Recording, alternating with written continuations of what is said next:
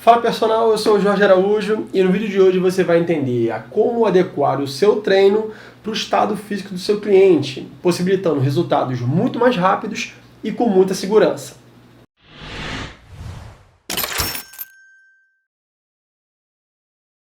Então, personal, os principais parâmetros para classificar o seu cliente no nível de condicionamento que ele se encontra são os seguintes. Primeiro é a anamnese. O que é a anamnese? A anamnese é um conjunto de perguntas onde você vai entender o histórico do cliente, os objetivos, o que ele vinha fazendo, se ele tem alguma questão de saúde, se ele tem alguma lesão, enfim. Isso tudo está composto dentro da anamnese.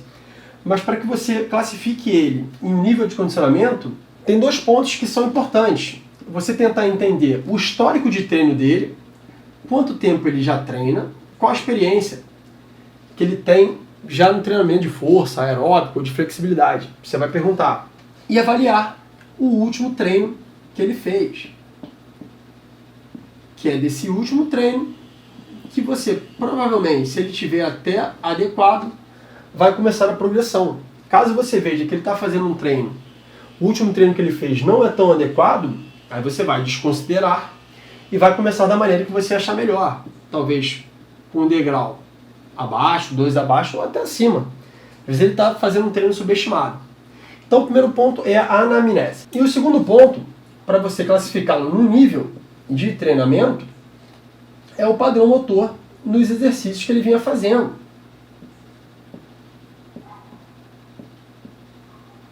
Se você ainda não o conhece,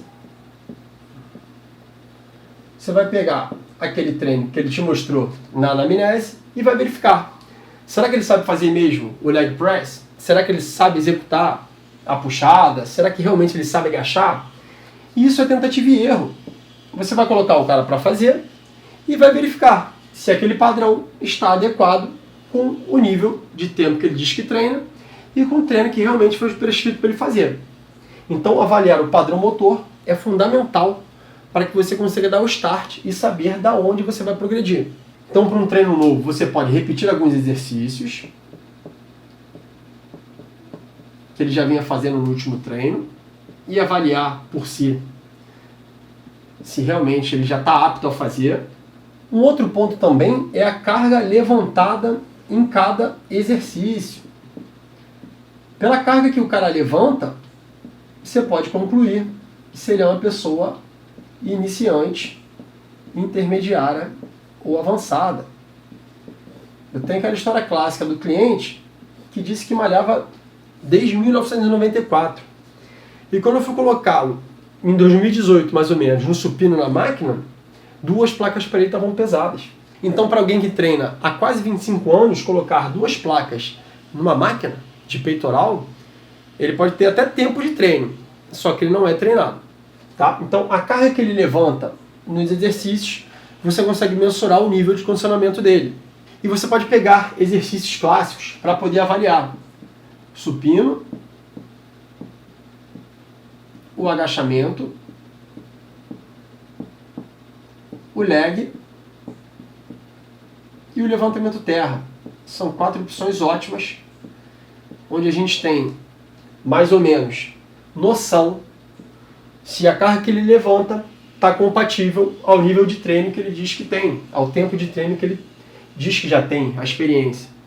Então, avaliando esses exercícios com as cargas que o seu cliente levanta, você consegue dizer se ele já é um cara iniciante, intermediário ou avançado. E mais um parâmetro é avaliar o físico do seu cliente. Justamente porque pessoas condicionadas e treinadas têm um físico atlético. Elas têm uma boa massa muscular, têm um percentual de gordura mais baixo, compatíveis com o tempo que ela diz que treina, com os exercícios que ela sabe fazer, com as cargas de levantagem nesse exercício. Isso tudo reflete no físico dela. Porém, isso daqui é uma avaliação qualitativa, é sua. Você olha e você classifica. Então, se você não avaliar esses outros pontos, só olhando o físico, você pode ter aquele caso de falsa sarada. Né? O que significa isso? É aquela mulher que geneticamente é muito boa, tem uma coxa bem desenvolvida, tem um glúteo bem desenvolvido, é magrinha, mas nunca treinou. Isso acontece, gente, especialmente com meninas mais novas. Então você pega aquela cliente, bota para fazer um agachamento, que você já considera ser um padrão motor que ela consiga executar pelo físico que ela apresenta, e ela não consegue agachar. Ela não tem força, ela tem um padrão motor incorreto. Então, avaliar somente o físico não é tão recomendável. Mas é mais um componente que, quando tendo esses outros 3 pontos avaliados, ele pode realmente endossar o nível de condicionamento que você acha que aquele cara tem. Então, esses são os 4 pontos, os 4 parâmetros para você poder avaliar o seu cliente e classificá-los em níveis, iniciantes, intermediários e avançados. E após a classificação, está na hora de montar o treino. E quando você monta o primeiro treino para ele, mesmo com essas informações, você ainda nunca treinou com ele. Então você não tem aquela prática que você vai adquirindo com o tempo que vocês estão juntos treinando. Então 3 coisas podem acontecer com esse cliente. Primeiro, você pode superestimar o treino dele. E o que é isso? Em cima do que você viu aqui, às vezes você se animou tanto com os resultados que você visualizou nesses parâmetros, que você montou um treino um pouquinho acima. E o cara não está dando conta. Seja na seleção de exercícios que ele talvez não conseguisse fazer ainda, seja tentando motivar ele a colocar mais carga. Enfim, você superestimou o estado de treino dele. Apesar de ele parecer ser um cara avançado, ele estava naquela transição ali de intermediário para avançado. Então, se você superestima o treino do seu cliente, você pode gerar uma lesão. Por quê? Porque ele ainda não está apto para fazer aquilo da melhor maneira. Ele ainda não tem tanta força, ele ainda não tem tanta técnica, e isso pode ser ruim a curto prazo. E um cliente lesionado é um cliente que não renova o pacote de aulas dele. Inclusive, ele vai ter uma visão meio errada sua, porque você se animou um pouquinho além do comum. O segundo ponto, você pode subestimá-lo. Você fez a avaliação, classificou ele no nível, em cima do que você achou que poderia ser. Porém, aquele treino que você passou não estava tão adequado para ele, mas nesse caso, estava um pouquinho abaixo do que ele poderia entregar. Então, se o cara já estava num leg inclinado pesado e você passou talvez um agachamento no Smith como progressão, estava muito simples ainda para ele. Você poderia ter passado um agachamento livre, enfim. Você saiu de um supino na máquina para um cara que já estava bem condicionadinho e colocou em outra máquina. Você poderia tentar colocar um peso livre para ele. Isso tudo é subestimar. Subestimando, você pode dar lesão. Porém, você pode desmotivar o seu cliente. Por quê? Ele está pagando você como personal, ele tem um objetivo, ele tem uma expectativa muito alta, lembra?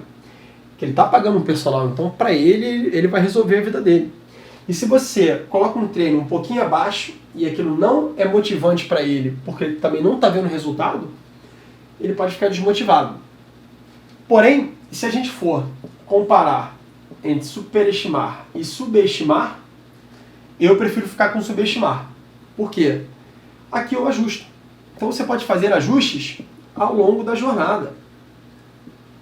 Você não precisa ficar um mês com ele para se dar conta de que aquele exercício que você colocou estava inadequado para aquele momento. Você poderia ter colocado uma coisa mais intensa. Então, se em uma semana você já verificou isso, você pode trocar não só o exercício, como o método, como a ordem, enfim, como o intervalo.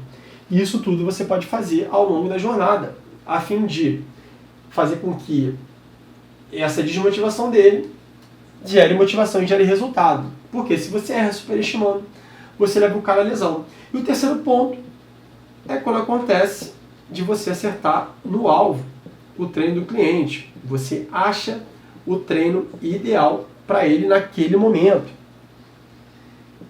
E, de acordo com a sua experiência, com o tempo de trabalho e com essas informações que você pegou, fica mais fácil de você acertar o treino ideal para aquele momento.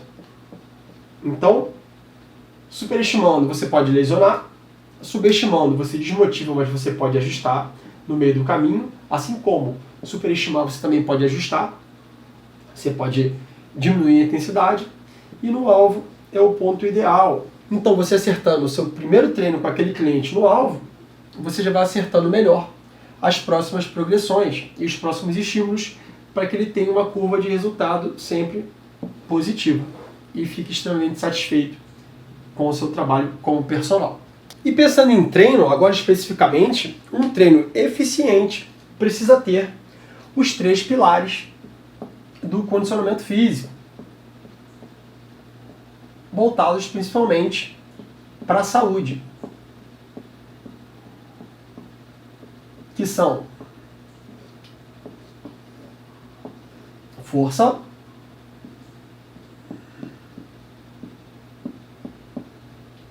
um trabalho cardio, respiratório e a flexibilidade. Então, se você pensa em montar um treino eficiente, essas 3 valências físicas devem estar presentes na rotina do seu cliente. Então, esses 3 pilares que vão sustentar o treino e os resultados do seu cliente. Mas, Jorge, eles têm que ser da mesma maneira para todo mundo? Alguém que queira hipertrofia vai ter que fazer o cardio no mesmo volume de alguém que queira emagrecer?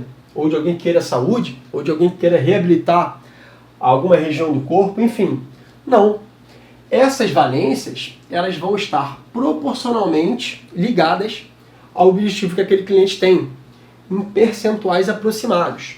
Por exemplo, quando a gente fala de emagrecimento,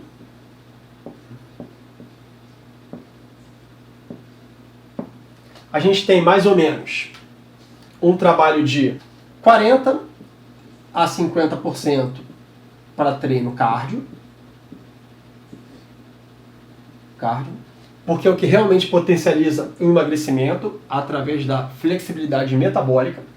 Força entre 30% a 40%,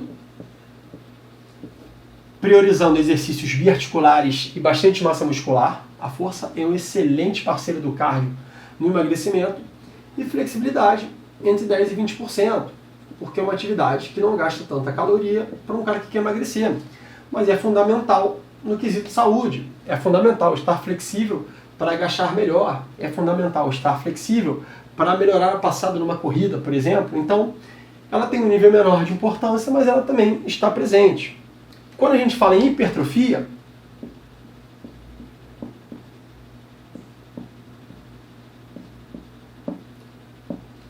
os percentuais de cada um desses já são diferentes.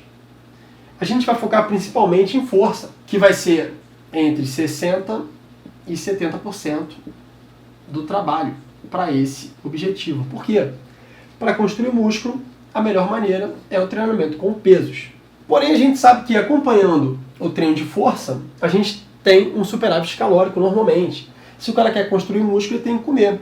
E se ele come em excesso, esse peso que ele vai ganhar pode ser que não seja totalmente de músculo, pode ser de gordura também.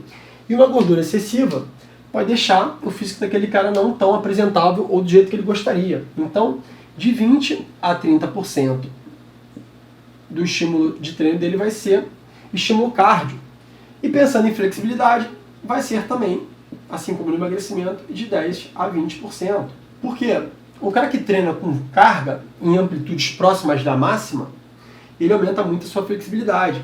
Então, ele vai entrar, às vezes, como preparação de movimento, para quem vai agachar, para quem vai fazer supino, enfim, muito mais para poder potencializar os resultados do treino de força. Pensando no componente saúde, esses 3 pilares, eles já são mais equilibrados. Por quê?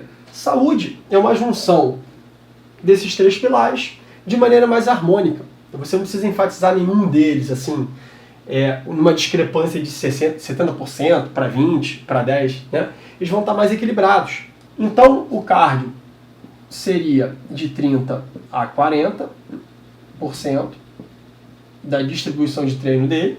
A força também seria de 30% a 40%. E a flexibilidade seria de 20% a 30%. Você vê que os percentuais eles estão mais próximos. Por exemplo, 30, 40, 30, se você achar que é um cara que tem que trabalhar mais força para a saúde, ou então 40, 30, 30, alguém que tem que trabalhar mais cardio, ou então alguém que quer trabalhar mais flexibilidade, 30, 30, 40, enfim, da maneira que você achar melhor, tá? Você só vai entender que esses três fatores aqui, eles estão mais próximos. Quando o objetivo dele for performance, a gente já tem um trabalho mais forte para a capacidade cardiorrespiratória. Então 40 a 50% vai ser treino cardio, onde ele vai treinar no próprio desporto que ele estiver fazendo. Salvo alguns esportes de força, de potência, a grande maioria está ligada ao treino cardio em si. Então, praticamente metade dele vai ser para condicionamento cardiorrespiratório. Entre 30% a 40% para treino de força, justamente para sustentar a performance dele no aeróbico, com músculos mais potentes, mais eficientes. E quando a gente fala de flexibilidade, que também é muito importante para um atleta, até como prevenção de lesões também, ter as articulações móveis, de 20% a 30% é focado no trabalho de flexibilidade. Tá? Então, essa daqui é a distribuição dos 4 principais objetivos do seu planejamento de treino, com os 3 principais pilares do condicionamento físico, que são a força, o trabalho cardiorrespiratório e a flexibilidade. Personal, agora a gente vai entender a fundo como classificar esses clientes em níveis, que nada mais são do que os níveis iniciante, intermediário e avançado. Vamos entender de que maneira o American College, o Colégio Americano de Medicina do Esporte, classifica esses indivíduos de acordo com os níveis de treino. Ele diz que os alunos iniciantes têm que ter, no mínimo, 6 meses de experiência na academia, com treino. Os alunos intermediários, eles já são classificados assim, com mais de 6 meses de treino. Então, o mínimo são 6 meses, o cara é iniciante, ele tendo mais de 6 meses, ele é intermediário. E avançado, o cara tem que ter, no mínimo, 1 ano de experiência em exercício. Mas eu acho essa classificação do American College muito vaga, porque alguém iniciante, com 6 meses, dependendo da pessoa, é tempo insuficiente para você tirá-la desse nível de iniciante. Ou seja, tem gente que, dependendo da frequência semanal, ou dependendo da progressão que você esteja fazendo, após 6 meses ainda é iniciante.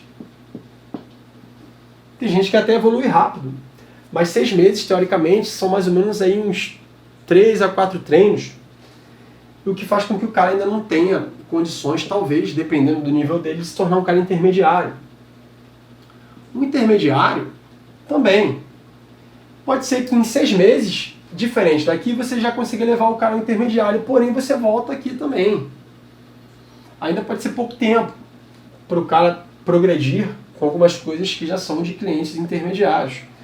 E nível avançado, aí eu acho que também é pouco tempo. Na minha opinião, 1 ano de treino ainda não faz com que uma pessoa, especialmente aquele que não treinou, que nunca treinou na vida, se torne um cara avançado, em termos de aqueles parâmetros que a gente vinha fazendo, em termos daqueles parâmetros que a gente observou na anamnese, exercícios. Dependendo, em 1 ano, o cara ainda não faz um agachamento com qualidade, um terra com qualidade.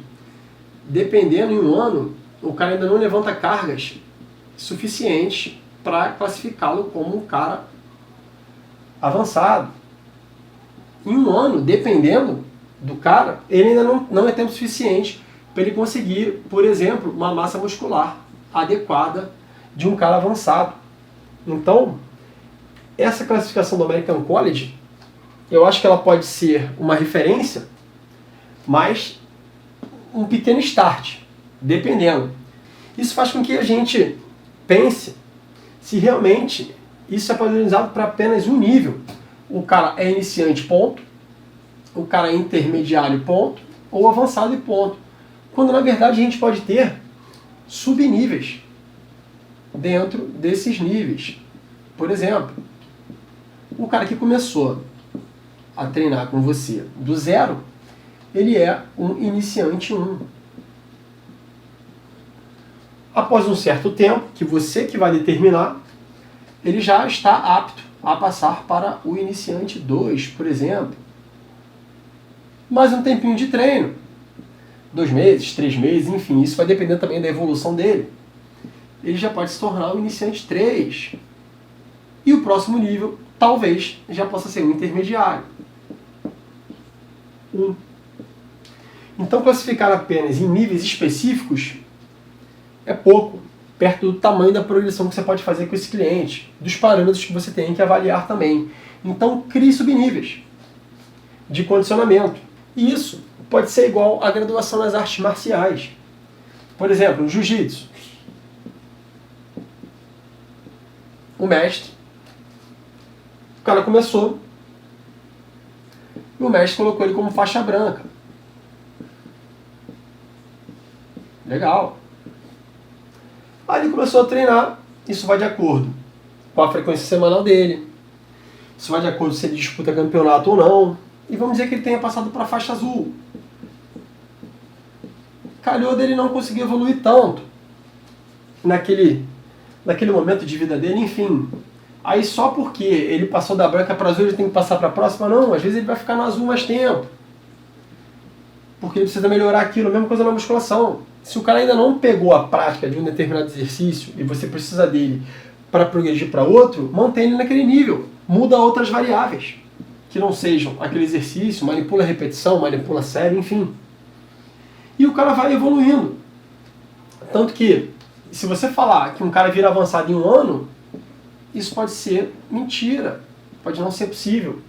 Da mesma maneira que, vamos dizer, de um cara sair da faixa branca e ir para a faixa preta, ele pode levar, no máximo, sei lá, um cara que vai bem, uns 15 anos, para virar uma faixa preta, assim como, se ele mostrar condições em termos de técnica, de treino, de condicionamento e de campeonato, ele pode passar mais rápido.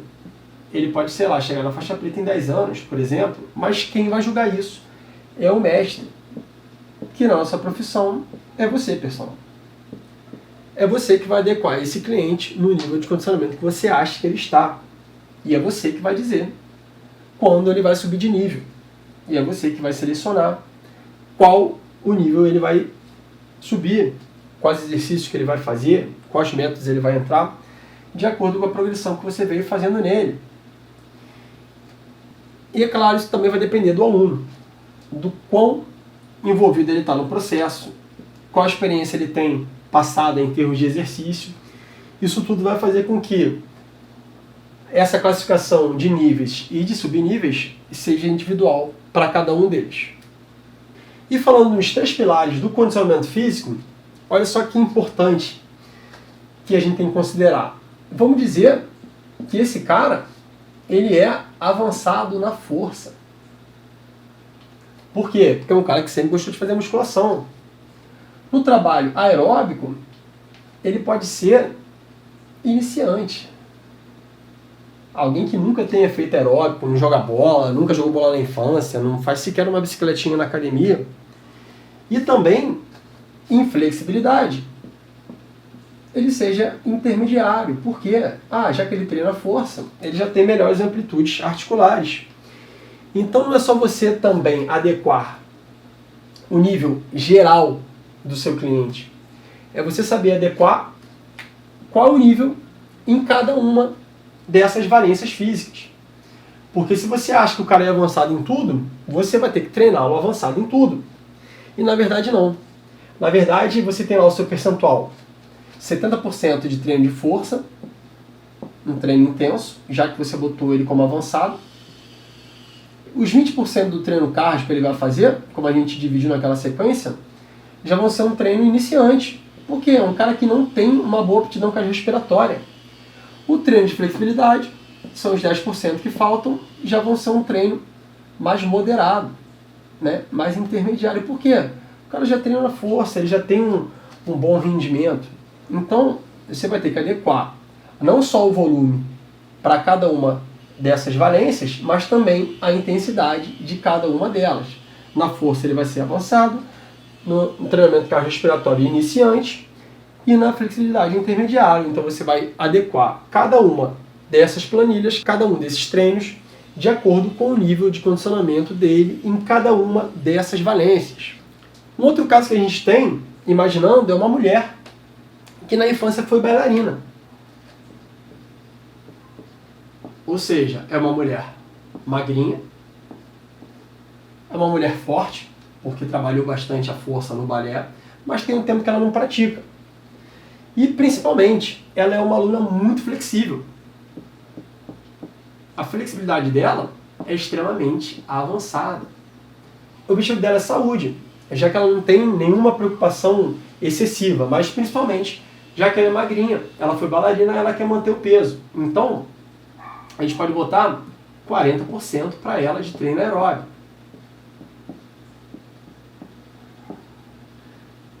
30% do treino dela vai ser um treino de força, porque ela já tem aquele histórico dela da potência do balé, mas ela também não quer ganhar massa muscular em excesso, ela está satisfeita. E 30% flexibilidade, porque foi o que ela treinou a vida inteira e é o que ela gosta de fazer.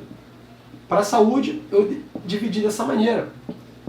Porém, flexibilidade, ela é uma pessoa avançada, pelo histórico dela do balé.